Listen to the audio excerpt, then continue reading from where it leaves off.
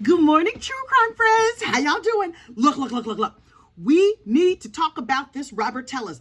I just found out about this case. Thank you so much to my evil-eyed gossips who are out here in these true crime streets sending me little messages like, psst, girl, you got to look at this case. And I looked at this case and I was like, okay, this one must be done right away. Batten down the hatches. But first, like this video, subscribe to the channel. Robert Tellis is going on trial this month. What is it? August 2024. But let me tell you the story so you are fully prepared when this case comes up. Okay, picture it. January 2019. Robert Tellis gets elected to the Office of Public Administration over there in Las Vegas. And I know you're thinking to yourself, What is the Office of Public Administration? Okay, so apparently, if you die in Nevada or in this little community or whatever, and you don't have any next of kin, the Office of Public Administration comes in and administers all your stuff. They're like, okay, there's nobody left, so we're gonna take in like all the jewelry. We're going to figure out how to sell your house. We're going to get rid of like that old cat you have. Whatever it is, they're going to take care of it. Now listen, this office has been around for years and years and years, and the same old guy ran it, and finally he retired. Okay, good for him. Go enjoy your fishing or whatever you do when you retire.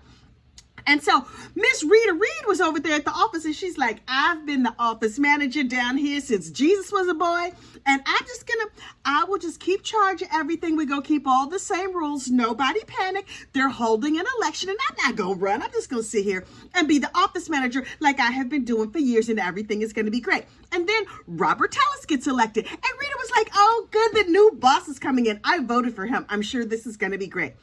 Day one, y'all. The problems started on day one. Robert Tellis comes in and he bangs his fist on the desk and he's like, there is a new sheriff in town. And she's like, ruh-roh, this is going to be a problem. He was like, order number one, Rita, even though you've been running this office since forever, ever, you have no power. Nobody reports to you. Everybody reports to me. And she was like, oh, Lord, what have I done? And he was like, additionally, there are tons of new rules. There will be no more office chatter. Wait, no more office chatter? What?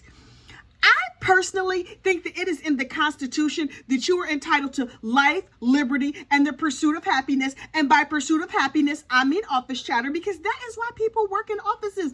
So you can see who's having a baby, whose husband can't find a job, who got a new hair color, who lost weight, who gained weight. That is why we work in offices. That is the backbone of office culture, is the chatter. Also, gossiping about people. But anyway, and talk about good TV shows. So, all the girls in the office was like, say what? They were, look, the girls in the office pulled a full, heifer what? They all came in the next day with their heifer what t-shirts on. Anyway, and so, all the girls was like, this not gonna go good. And then Robert was like, and I'm bringing in all these new people, and it's gonna be all the new people, my favorites, versus them old biddies that been there forever. Well, nobody liked nobody. And then they couldn't even talk about it because, no office chatter. And Robert would get up in your face and he would scream at you. He would threaten you. He was threatening to, unfortunately, unalive people. He did terrible, terrible things. So the ladies in the office was like, now listen, we can't talk. They was probably doing sign language. Listen, if you work with a bunch of people for a long time, they had a system. They was doing all wink 'em, blink 'em, and nod. They were like, that means meet me in the bathroom at 2:15. So they was like, okay, bathroom 250, ladies' room upstairs. Okay, so they like got themselves together, and 4 ladies in the office were like, okay, we're not gonna deal with this Mama Luke. Now, we have complained to everybody we can complain to, but because he's an elected official, there's nothing that the higher ups can do because he was elected by the people. P.S. Ladies in the office, y'all voted for him. He was elected by you, and he's not up for re-election yet. They was like, dang. Okay. This is what we're going to do. We're going to gather some dirt on him. Listen, you do not want a disgruntled woman investigating you. I don't care what you did. I don't care what she thinks you did. There's not a woman alive who's not half an FBI agent. So these ladies, in my mind, got like those little balaclavas and black clothes, and they was like sneaking around on like kitten feet or whatever. Child, they had the whole situation on lock. 4 ladies in the office got together and basically formed their own detective agency. as women are wont to do. They was like Googling things. They was all on incognito on the computer. Child, they found out all the information. And then, because I love this so much, they followed Robert after work in their own cars and took video recordings on their phones. I love these ladies so much. Don't make a woman mad, especially if she got nothing but free time, honey. You don't want that in your life. I'm telling you right now, you don't want that. So they got all the little videotapes, and they didn't find anything super incriminating, but they did find out something. Robert, the terrible mean boss, was Uchi and the coochie of one of the new employees.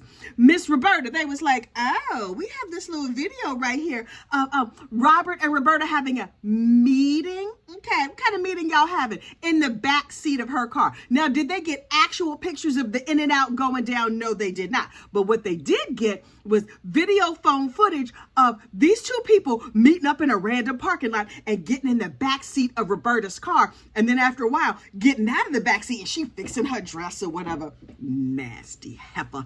Anyway, so they were like, okay. We have all the footage. We've run a complete investigation. What are we going to do with this? Oh, wait a minute. There is an investigative reporter down there at the newspaper. You know how like they have that 5 on your side, eyewitness news, that sort of thing. There was a reporter named Jeff Gary, and they were like, Jeff, psst, come here.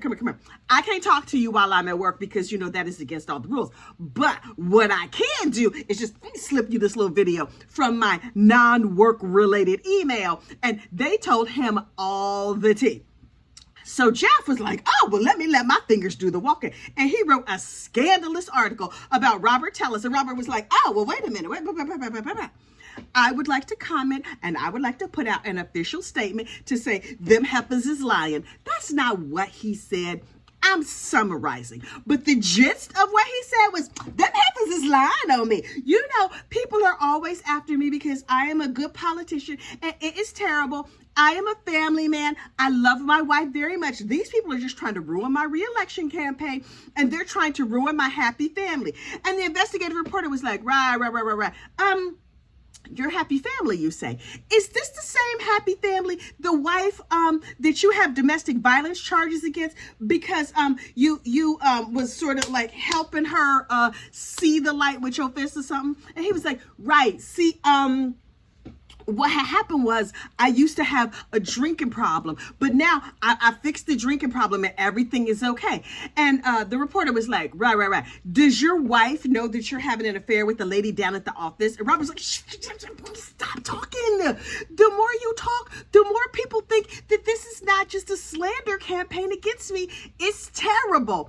And so the reporter was like, okay, thanks so much for the information. And they wrote a second article. And Robert was like, dang.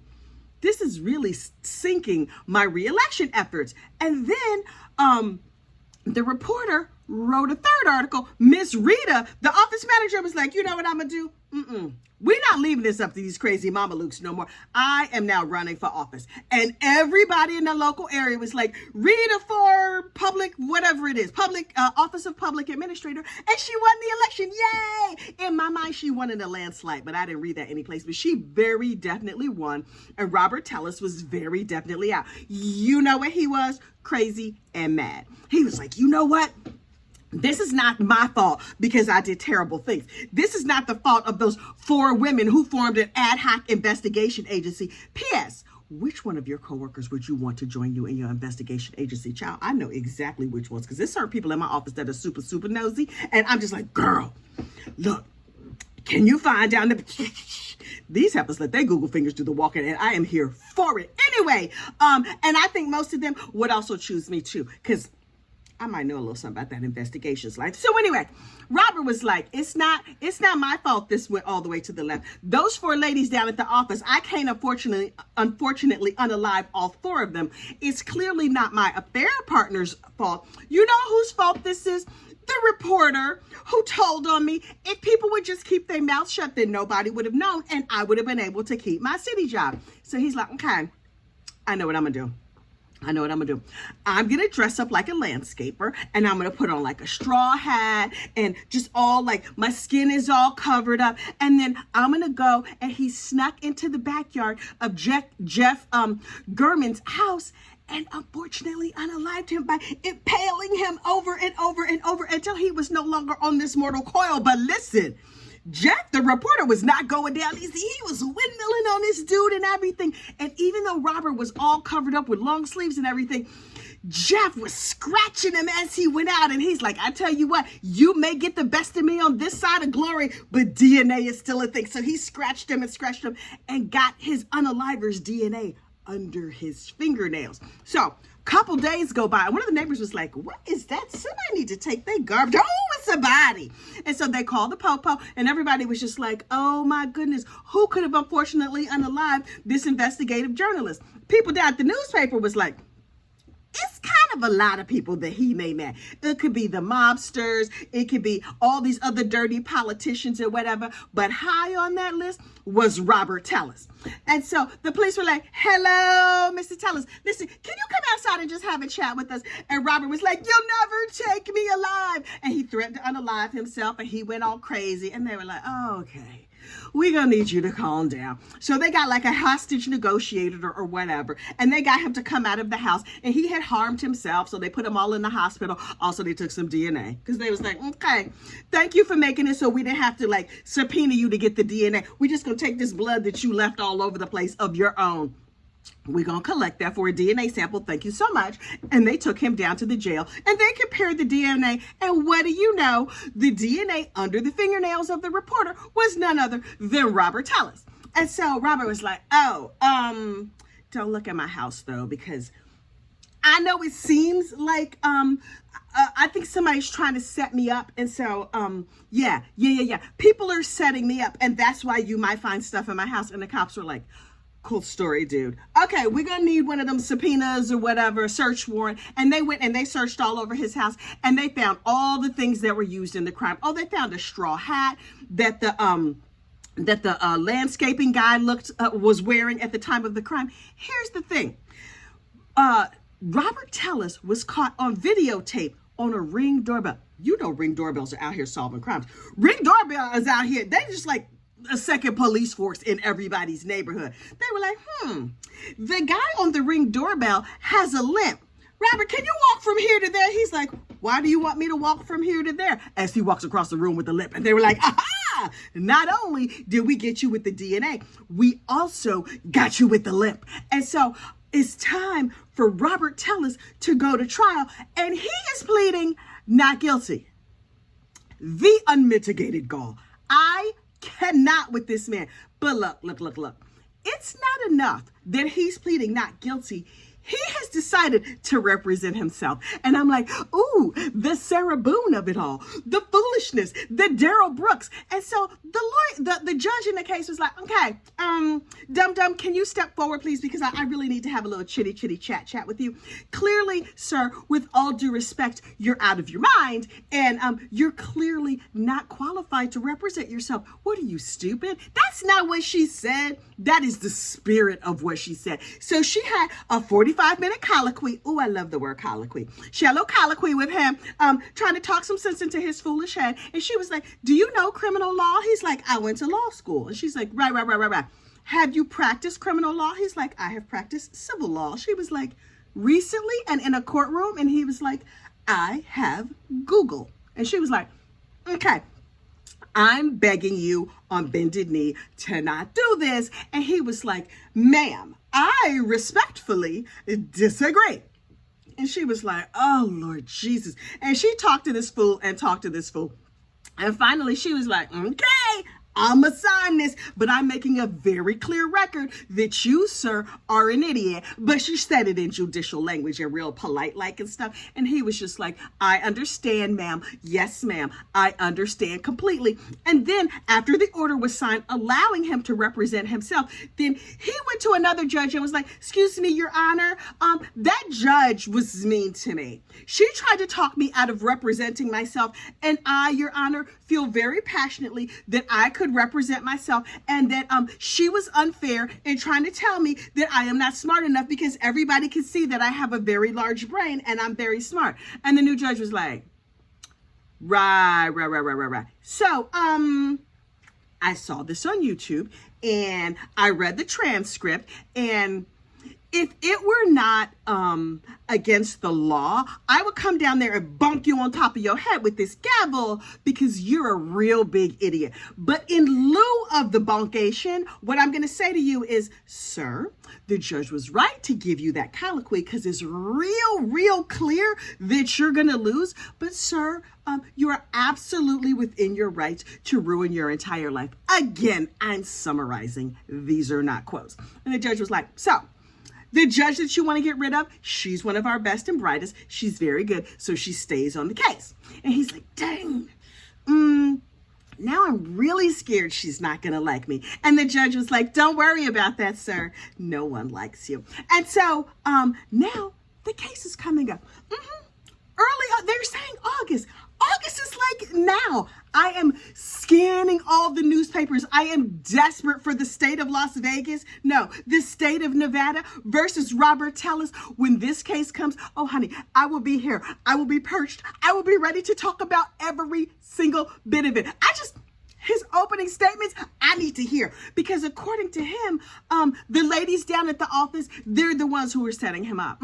They planted the DNA under his fingernails, and they planted all the things used in the crime. Those were planted in his house by those nosy ladies down at the office. And you know he's full gonna go Scooby-Doo. I would have gotten away with it too if it wasn't for those nosy broads down at the office. We're going to see what happens. You stay tuned. There will be more true crime tomorrow. Like this video, subscribe to the channel, and I will see you soon. Bye.